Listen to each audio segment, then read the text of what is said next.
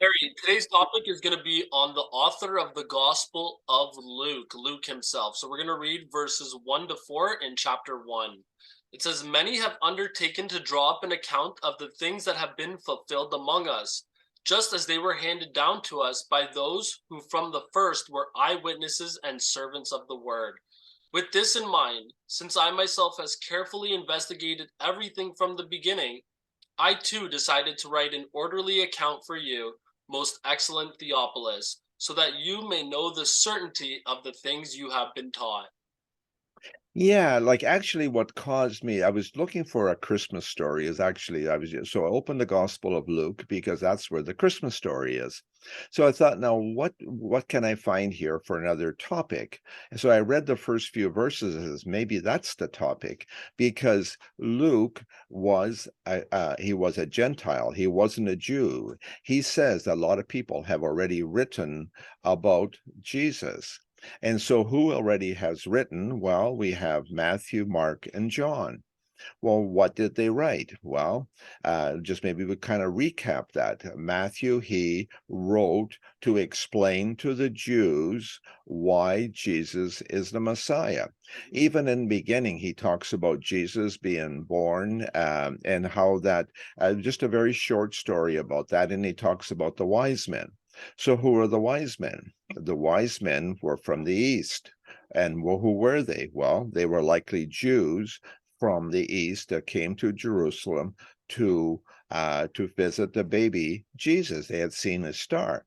Well, as they came to Jerusalem, nobody in Jerusalem had even heard of it. So when they brought up the topic, Herod was concerned. He says, "Well, where would the Messiah be born?" Well, the Jewish leader says, "That's easy, in Bethlehem. That's in Micah, so that's easy to understand." So anyways, the wise men went to Bethlehem and saw Jesus, had to visit, gave the gifts and so on. And they, because an angel had told them not to go back to Herod, they went on back to their own land.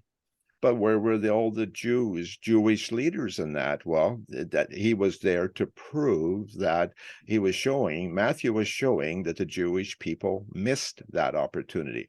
Then he went through the whole book of Matthew, where even at Pilate, the Jews said to Pilate, "His blood be upon us and our children." That wasn't good. And then who had the soldiers at the tomb? Again, it was all is only reported in the book of Matthew. So the whole book of Matthew is about the Jewish faith. Mark, he wrote a shorter book. And why was that? Because that's what the church would need, a short version, a shorter story that would cover everything that needed to be covered, something they could copy and have everybody know the story of Jesus. Then John, he writes beautifully about the theology of the faith, about the Father and Jesus and us and Satan and all how all those parts go together and all that fantastic detail. But again, there's something missing, the story of Jesus, the Jesus birth, and so on. So Luke, why did he write this? He's a Gentile. He didn't know all that, the details of Jesus' birth. All the other people would have known that. They weren't thinking about that. But Luke, he knew what he was missing as a Gentile. He didn't have any idea about all that stuff. So he went and researched it all because he wanted to know. He says, how did Jesus come about? How did this all happen? Who was Mary? Who was John the Baptist? All this. And the first 120 verses of the book of Luke are about John the Baptist and Jesus and all the early days. And then he talks about the humanity of Jesus, the simplicity of Jesus, the man Jesus. Yes, and he does it in detail and so on. So it was really interesting how the reason that Luke, I believe, wrote Luke primarily was for the Christmas story. I find that really interesting because Luke would be so frustrated. The other gospels were beautiful, but they all had a different purpose. But no, but because they were Jews, they already knew that story. But the Gentiles, and now what do you and I, everybody, most all of us are Gentiles.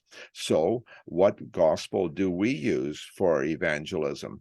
the Gospel of Luke. Yeah, Why? and if I can just touch on this aspect, Harry, since you're saying we use this because of that, it's for new converts, people who don't have the Jewish history with them. They've never read the Old Testament, the Torah, the first 5 books of the Bible, etc. They have no concept of God. It's a good summary and in very detail of everything you need to know about Jesus. And I actually tested this theory out. Actually, last Sunday, recently, there was a person who's never read the Bible before who came to our house church, and I asked them, the church gives out the Gospel of John, and I asked them to read the first 4 verses of the Gospel of John. And it says, in the beginning was the Word, and the Word was with God, and so forth. I said, what does that mean? And the person said to me, I have no clue. And then I said, can you read this book? And it was the Gospel of Luke.